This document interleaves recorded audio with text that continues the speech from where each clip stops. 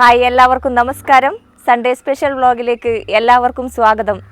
സ്വാതന്ത്ര്യ സമര പോരാട്ടത്തിൽ അഴീക്കോട് ഭാരതത്തിന് സംഭാവന ചെയ്ത വ്യക്തി ആരെന്ന ചോദ്യത്തിന് ഒരു ഉത്തരമേയുള്ളൂ.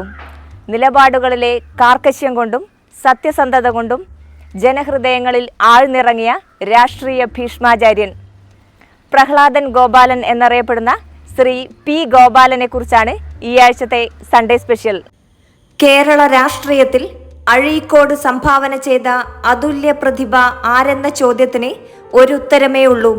പുതിയപുരയിൽ ഗോപാലൻ എന്ന പ്രഹ്ലാദൻ ഗോപാലൻ.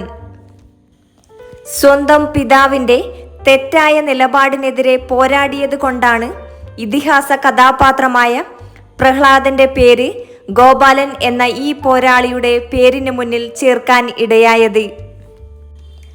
1922 അഴീക്കോട് സ്വദേശികളായ ആർ കുഞ്ഞിരാമൻ മാസ്റ്ററുടെയും പി മാധവി ടീച്ചറുടെയും മകനായി ജനനം.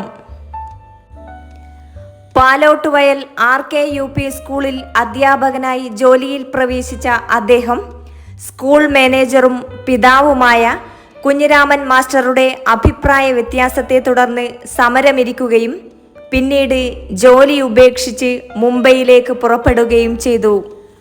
അടങ്ങാത്ത ദേശീയ ബോധവും അനീതിക്കെതിരെ പോരാടാനുള്ള മനസ്സും അദ്ദേഹത്തെ കോൺഗ്രസ് പ്രവർത്തകനാക്കി. തുടർന്ന് നാട്ടിൽ തിരിച്ചെത്തിയ അദ്ദേഹം 1942 ക്വിറ്റ് ഇന്ത്യ സമരത്തിന്റെ സമരഭടനായി മാറി. മലബാറിലെ ക്വിറ്റ് ഇന്ത്യ സമരത്തിന്റെ നായകനായതോടെ കേരളത്തിലെ ദേശീയ നേതാക്കളുമായി അദ്ദേഹത്തിന് അടുത്ത ബന്ധമായിരുന്നു. സ്വാതന്ത്ര്യ സമര പോരാട്ടത്തിനിടയിൽ 1 വർഷത്തിലേറെ കാലം ജയിൽവാസം അനുഭവിച്ചിരുന്നു. സ്വാതന്ത്ര്യ സമര പോരാളികൾക്ക് പഴകിയ ഭക്ഷണം നൽകുന്നതിൽ പ്രതിഷേധിച്ച് അദ്ദേഹം നടത്തിയ നിരാഹാര സമരം സ്വാതന്ത്ര്യ സമര ചരിത്രത്തിലെ നിർണായക സംഭവമായിരുന്നു. കേരളപ്പിറവിക്ക് ശേഷം 2ാം നിയമസഭയിൽ മാടായിൽ നിന്നും അദ്ദേഹം MLA ആയി തിരഞ്ഞെടുക്കപ്പെട്ടു. കേരളത്തിലെ കമ്മ്യൂണിസ്റ്റ് പാർട്ടിയിലെ വിപ്ലവകാരിയായിരുന്ന KPR ഗോപാലനെയായിരുന്നു അദ്ദേഹം പരാജയപ്പെടുത്തിയത്. കേരള രാഷ്ട്രീയത്തിലെ ചരിത്ര നിമിഷങ്ങൾക്ക് നിറച്ചാർത്ത് നൽകിയ നായകനായിരുന്നു പ്രഹ്ലാദൻ ഗോപാലൻ.